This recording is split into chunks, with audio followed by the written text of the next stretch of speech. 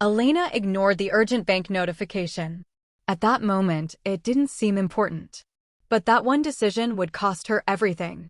Because what happened later that night, no one saw coming. Elena Vance always believed that life was built on three pillars: hard work, absolute trust, and the quiet comfort of home. She was the kind of person who would skip her own lunch to make sure her husband, Julian, had a perfect meal waiting for him after his long days at the firm. She was a woman of routine, finding joy in the small things: the smell of fresh coffee, the way the sunlight hit the living room floor, and the unwavering friendship of Chloe Sterling. Chloe wasn't just a friend, she was the sister Elena never had. They had been inseparable since college, sharing every secret, every dream, and every disappointment. When Elena married Julian, Chloe was the one who stood by her side, promising to always look out for her. It was a perfect, stable world. Or so Elena thought. Elena worked hard as a junior analyst, often pulling late nights, fueled by the ambition to build a future for her and Julian. She was loyal to a fault, often saying, "I'll call back later," to her own needs just to ensure everyone else in her life was taken care of.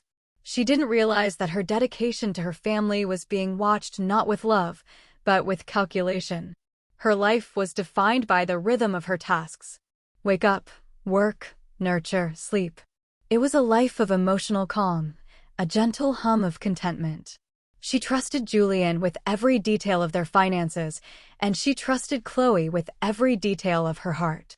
She was a woman who gave everything to the people she loved, never suspecting that the people she loved were actively working against her. But there was something Elena didn't know. Deep within the spreadsheets of their household accounts, a quiet draining had begun.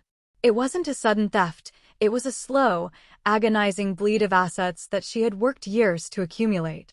She was too busy being the perfect wife to notice the discrepancies.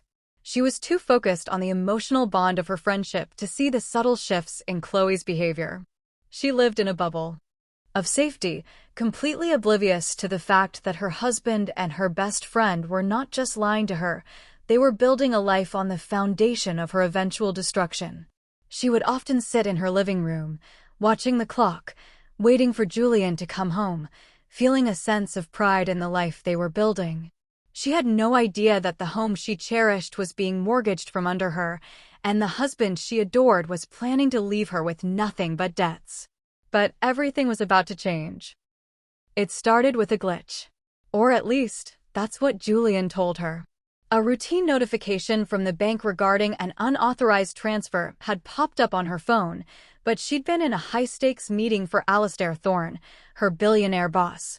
By the time she looked at it, the alert had vanished. She mentioned it to Julian over dinner that night.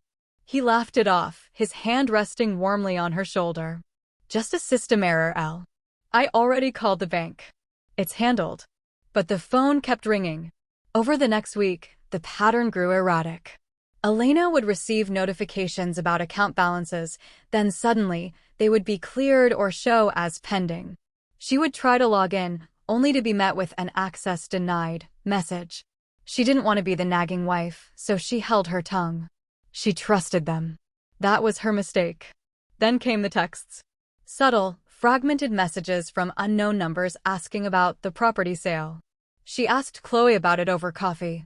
Chloe leaned in, her expression perfectly masked in concern. "Maybe you're just stressed from work, Elena?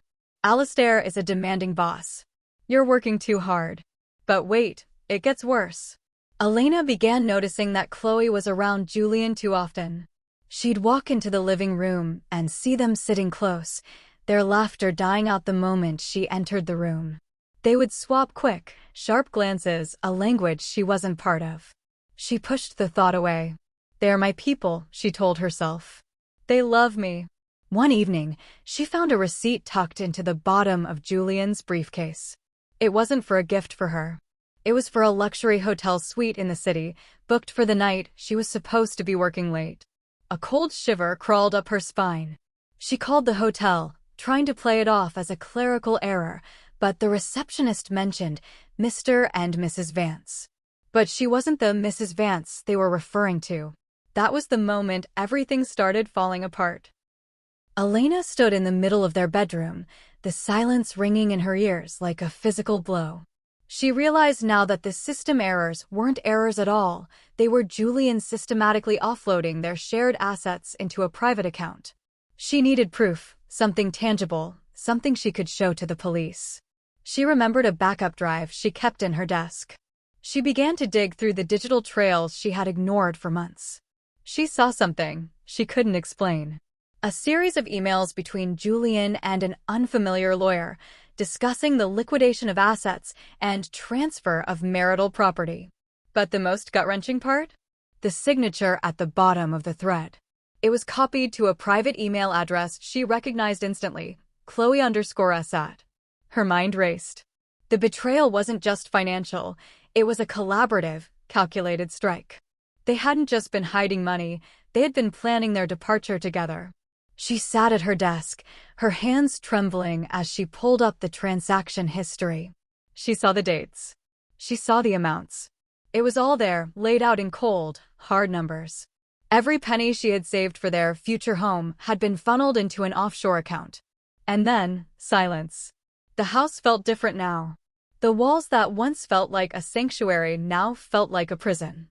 She heard the front door open. Julian. He was home early. He sounded happy, whistling a tune as he walked toward the kitchen.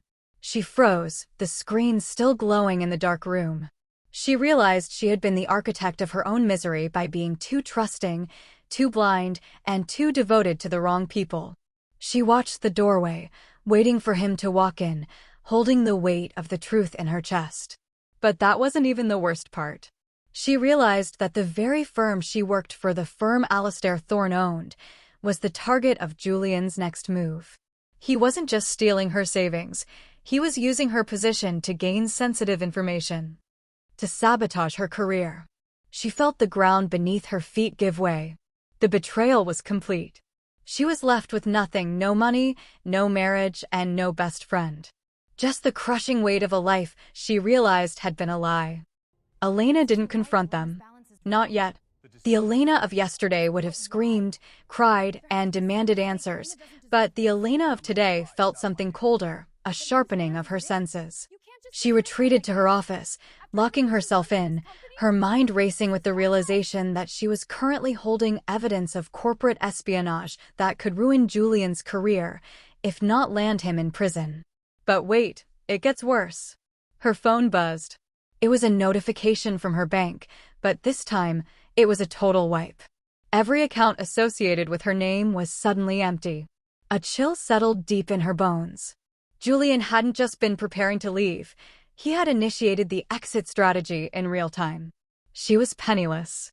She checked her work email and found a flagged message from HR, inquiry regarding a security breach involving your login credentials. Julian had framed her. Here's where everything changed. She realized this wasn't just a divorce, it was a setup designed to destroy her professionally and personally.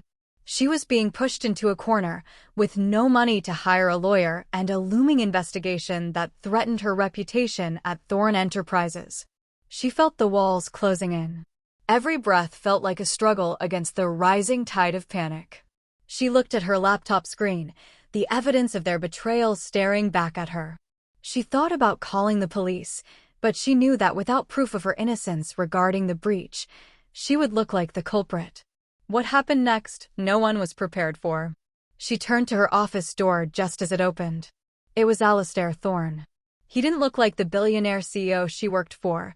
He looked like a man who had seen every trick in the book. He stood in the doorway, his eyes scanning the room, his gaze resting finally on her shattered expression. He hadn't come for a report. He had come because he knew exactly what Julian was planning. Alistair walked in, his presence dominating the small office. "I know about the transfer, Elena," he said, his voice calm, cutting through the tension like a blade. "I've been tracking your husband's activity for weeks. He thought he was being clever, but he was playing in my sandbox." Elena felt her legs give way. She collapsed into her chair, the weight of the last few months finally crashing down on her. "He took everything, Alistair. My savings, my reputation. He even had Chloe helping him." Alistair didn't offer pity. He offered a choice. You have two options. You can walk out that door, try to fight this alone, and lose everything. Or you can stand up, take the keys I'm about to give you, and we can make sure they regret the day they ever underestimated you. The callback hit her then, that emergency call she had ignored in the beginning. It hadn't been a random mistake. It was Alistair trying to warn her about the corporate breach before it was finalized. That call she ignored was her last chance to stop them before they drained her life clean. "I want them destroyed," Elena whispered, her voice hardening. Alistair smiled, a cold, dangerous expression. "Then let's begin." He handed her a file. It contained proof of Julian's affair with Chloe, their secret offshore accounts, and the forged documents Julian used to frame her for the corporate breach. It was the nuclear option. The emotional explosion she had been suppressing for months finally broke. She didn't cry for the marriage. She cried for the wasted years, the misplaced loyalty, and the woman she used to be. But as the tears dried, a new fire ignited. She was no longer the victim. She was the one holding the match. And in that moment, everything changed forever. The takedown wasn't loud, it was surgical. Elena, backed by Alistair's legal titans and his vast network, orchestrated a public reveal that stripped away every layer of Julian and Chloe's facade. It happened at the firm's annual charity gala, the same place Julian had planned to announce his career advancement based on the stolen data. With the press watching, Elena didn't just present the evidence of the financial theft. She played the recordings of their conversations, mocking her blind trust while they laughed in the dark. The room went silent, then erupted into a chaotic murmur. Julian's face went white as the police escorted him out, his big promotion turning into an indictment for corporate fraud. Chloe, who had been standing by his side, tried to flee, but there was nowhere to go. Their reputations were dismantled in minutes, their lies laid bare under the harsh light of the cameras. Elena didn't gloat. She simply watched from the balcony, a glass of champagne in her hand, standing beside Alistair. The adrenaline had faded, replaced by a profound, quiet clarity. She had lost a husband and a best friend, but she had regained the one thing that mattered, her own autonomy. She returned to work the next day, not as a junior analyst, but as a woman who knew exactly what she was worth. The fear that had once ruled her life was gone, replaced by a calculated confidence. She realized that the pain she endured wasn't a tragedy, it was a catalyst. She had walked through the fire, and instead of burning, she had been forged into someone stronger. Final ending. As she looked out over the city skyline, Elena took a long, steady breath. The lessons she learned were etched into her soul. She had been too trusting, too quiet, and too willing to put others before her own survival. But the lesson stayed: trust is a luxury, not a default. Sometimes, one moment changes everything. She turned away from the glass, ready to lead the team Alistair had entrusted to her. She was no longer waiting for the phone to ring or for someone to give her permission to be great. She had taken her life back, piece by agonizing piece.